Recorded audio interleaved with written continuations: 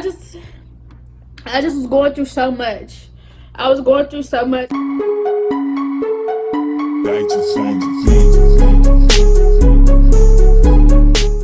What's up, CCTV? It's your girl Yasmin C. By the title of this video, you already know what's about to go down on CCTV today.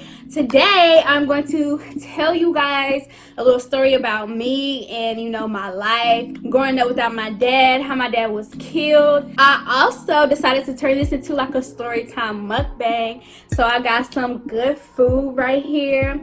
I got some baked chicken, some string beans. You know, you gotta eat your veggies, kids. Gotta eat your veggies.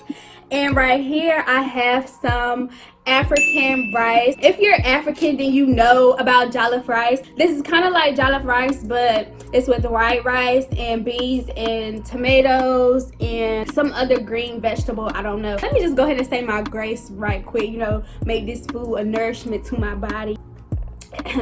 Lord, thank you for this food that I'm about to receive. Please sanctify it so it can be a nourishment to my body. Lord, I thank you for this day. I thank you for letting me have food to eat. Thank you for letting me have food to do a mukbang. Thank you for letting me do YouTube. Thank you just for everything that you do for me. And please let this food be good. Please don't let it be nasty. And please don't let it make my stomach hurt, because I gotta make another video after this. Amen. Okay, guys, so hold on, y'all. I'm so hungry, so I gotta, you know, y'all, this rice is so good. So good and tasty. The chicken, yummy.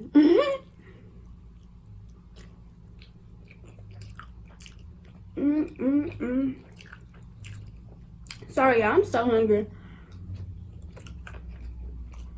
I ain't trying to talk while you eat. Like I said, by the title of this video, we're going to be talking about me growing up without my dad, how my dad was murdered, how I coped with it over the years, and just thinking about it, I went through different stages of my dad passing. My dad was killed in Chicago, Illinois in September 2001. I was only 1 year old when it happened. My dad, he was shot multiple times. They put his body in the trunk of a car and dumped his body out into the woods in hopes that nobody would find his body. So it was a tragic way how my dad passed away. My streamers are cold. It's very tragic how he passed away. It was a very tough time for my family, just to know how he was killed and how his body was treated like trash and just thrown out into the woods like he was disposable. Now that I'm older, I see that it was 3 different stages that I went through. The first stage was me really not knowing and me being naive, not really understanding the fact that I didn't have a dad. The second stage is the stage where I realized I don't have a dad. I felt it. I felt alone. And then the stage where I'm living in right now currently. So to start it from the beginning, like I said, I was 1 year old.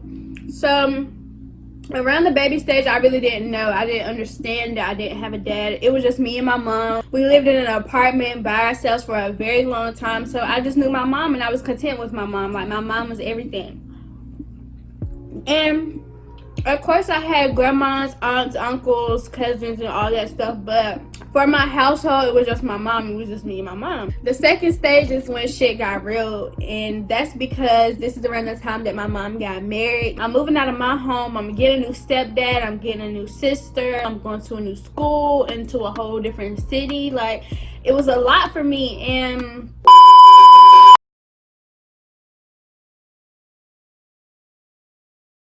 I had to kind of take a step back and let myself know that it's okay to tell my story and tell my truth, because I didn't want to tell a story or say a story time where anybody feel offended. I don't want to offend my mom.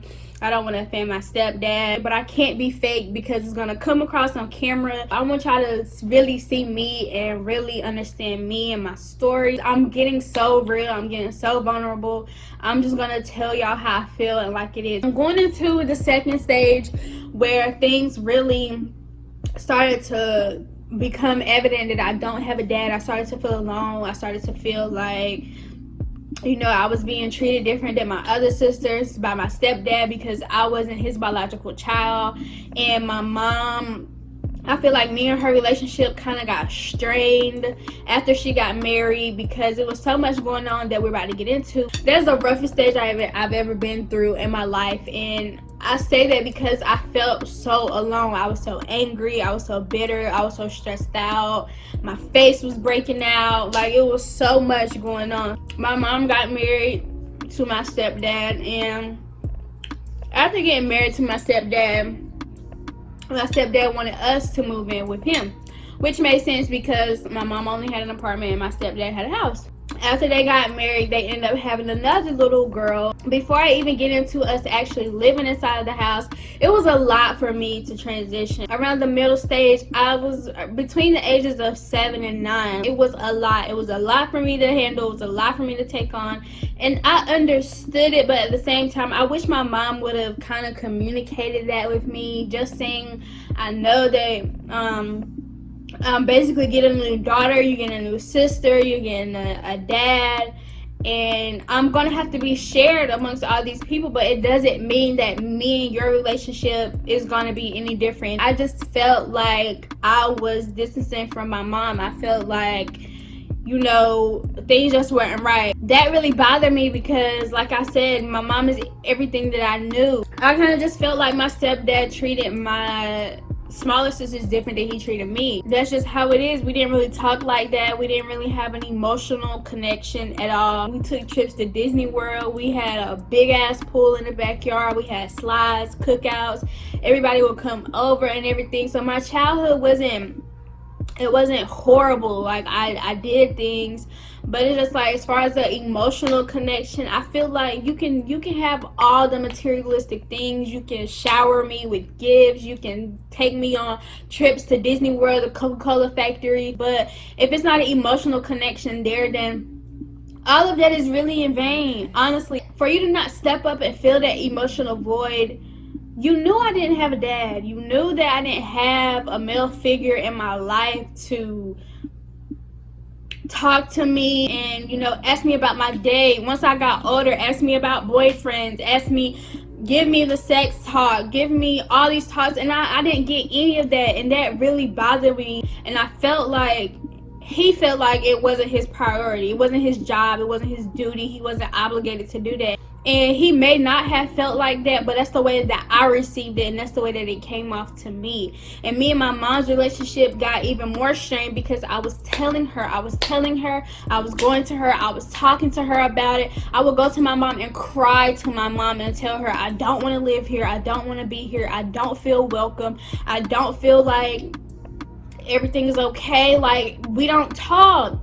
That is not healthy to be in a home where you can't talk to your step parent. Seeing how I was treated by him and seeing how he treated his daughters different than he treated me, that made me feel more pain and more hurt to know that my dad was not here. I feel like I didn't have a dad. I felt so alone in that house, y'all. I felt so alone. So alone. My family members, they would just be wondering, like, why are you so mean? Why are you so angry? Why are you so, like, standoffish? Like, some of the people in my family used to say I was evil, and it was because I was hurting inside. I was crying out to my mom, and the only person that I felt like was on my team, the only person that I felt like was really here with me, she was not. I felt like she didn't go hard enough for me. My mom, she went to my stepdad multiple times telling him, you know, you need to talk to her. She feels like y'all don't talk, and, you know, y'all need to build a relationship. And it's so many times this conversation has been held, but nothing was changing. Like, right after the conversation would be done, we would go back to the same thing. So then it got to the point where I would just shut down. I wouldn't talk. I would just be on my phone. I would go in my room, and people thought it was a teenage syndrome, which I was a teenager, but I had so much other bull that I had to go through. And it's like, that really bothered me. So later on, it got to the point after I started shutting down and not talking to nobody, my mom would go to my stepdad and she would be like, okay, you need to talk to her. I don't know what to do anymore. My hands are washed with it. Now my mom is getting frustrated, and it was just really bad. It was a really bad dynamic in my family and in my household. I was mean to my little sisters. Like, I was just such a mean person. I was so bitter, and I did not like that. I don't like that about myself. Like, every time I think about that, like, it just hurts my feelings. Ugh, I hate when I cry. I got chicken bone grease all on my tissue. Y'all, they literally didn't know what day would be a good day and what day would be a bad day. And I felt that about myself. Like, some days you'll be okay, some days you'll just be angry. And, you know, I really don't like that. And, they know that I love them. I just was going through so much. I was going through so much, and I felt like people were just trying to throw it to the side as, oh, she's being a teenager, oh, she's in those teenager ways. But people really weren't looking at it from my point of view. They weren't looking at it from my side. They just weren't understanding what was going on with me. So, yeah, me and my stepdad's relationship to this day has still not gotten better. To this day! He still doesn't, you know, he's still not emotionally there for me. He still doesn't call me to check up on me and ask me, you know, how are you doing today? It got really bad between me and my mom later on when it got closer to me graduating from high school, because I was just so fed up. I feel like my mom wasn't listening to me. She wasn't hearing me. I know my mom cared, but I felt like she just didn't care about the situation anymore. So that made us bump heads even more. And more stuff that I found out later on about my mom and my dad's side of the family, which is a whole nother story time for a whole nother day. But yeah, me and my stepdad, we still don't have a relationship. And all honestly, y'all, I don't even care. Like, I don't even care. It's not saying that I don't care about him, but I don't care to have that relationship, because I know that my dad loves me. I know that my biological father lives through me. I have a great relationship with my dad's mom and his sister. So it's like my grandmother and my aunt being in my life kind of like feel that little, why am I so emotional? Oh my God. So having that relationship with my grandma and my aunt kind of fills that void in my heart a little bit. Like, they kind of just, you know, feel that in me. Another thing that kind of irritated me about, you know, my mom and stepdad is because I would, you know how when somebody passes away and they put you on a shirt, right? They have shirts when my dad passed away, they have shirts of him with his name and when he was born and when he passed away. And I will wear those shirts in my stepdad's house. I will wear it at home. And my mom came to me one day and was saying that I shouldn't wear the shirt because of how it may make my stepdad feel. I don't give a how that makes him feel. That is my dad. That man's blood is running through my veins. I just don't understand. That thought was so crazy to me. And that is another thing that just made me go berserk with my mom, because Mommy, how dare you? How dare you tell me that I can't wear my dad's shirt? Like, that is just so crazy to me that my mom even said that to me. And she never apologized about that for me, ever. She never apologized. She never said nothing. So that's why, another reason why I felt like she was just on my stepdad's side. But the middle stage, that was probably the worst stage ever for me. I got really rebellious. I was very evil. I was very mean, very disrespectful, hard-headed. I didn't listen. None of that. I ran away from home, y'all. If y'all want a story time about when I ran away from home, please. My mom had the police looking for me. She had Facebook statuses all over. People was like, now what the hell? Yeah.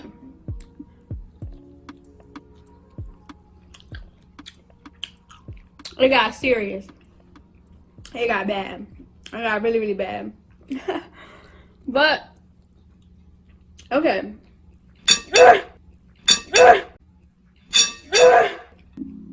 I would have dropped this damn chicken, I would have been crying again. Now I'm going into the last stage of me dealing with my dad's death. This stage is more like the, you know, happy but a little sad. This stage is the stage where it's like I graduated from high school and my dad was in there. You know, I go to college and my dad was in there. When I graduate college, my dad's not going to be there. When I get married, when I get pregnant, when I move to my first house, when I sign my first business deal, when I open up my first business, when I reach 1 million subscribers on YouTube, like when all those things happen, my dad won't be there, but he won't be there physically, and that kind of like saddens me. I know that my dad is always around me. I know that my dad smiles upon me so many times. I know he'd probably be looking down on me like, you know what, my daughter, girl, I would whoop your ass if I was down there. But I know my dad is in my heart. I carry him in my heart every day. He lives through me. Me and my mom's relationship is so much better because I have moved out and now we don't have that, you know, specific thing that we're fussing over. I don't hate my stepdad. I don't have any ill will towards him. I want him to be there and respect my mom. I want him to teach his daughters things that he didn't teach me now that they're older. That would make me happy. That would, you know, just do my heart good. That is all for today's story time mukbang. I didn't even finish my food how I wanted to, y'all, because I was really about to start this video off being so fake, trying to laugh and play it off, but it doesn't sit too well in my spirit with me. So I cried on camera like a little which I hate, but just so y'all know, this is real emotion, this is real raw. If you like this story time / mukbang kinda, please give this video a thumbs up. Make sure you subscribe, hit that notification bell so you won't miss the trolling on Monkey Part 2. Y'all really did that on that last video, okay, Pooh? Like, I got like 1.7k views on the last trolling video. I got like so many subscribers. I'm almost at 300 subscribers, y'all. Oh my god, like, oh my god, it might not seem a lot to y'all, but it's a lot for me, okay? That is a lot for me. Please thumbs up, please comment, please subscribe. Go ahead and hit that subscribe button. Turn on those post notifications. Like, I already said like. Follow me on Snapchat, Instagram, and Twitter. Yeah. So, yeah, that's about it. I don't have anything else to say. So, make sure y'all turn into the next video, okay? Mwah.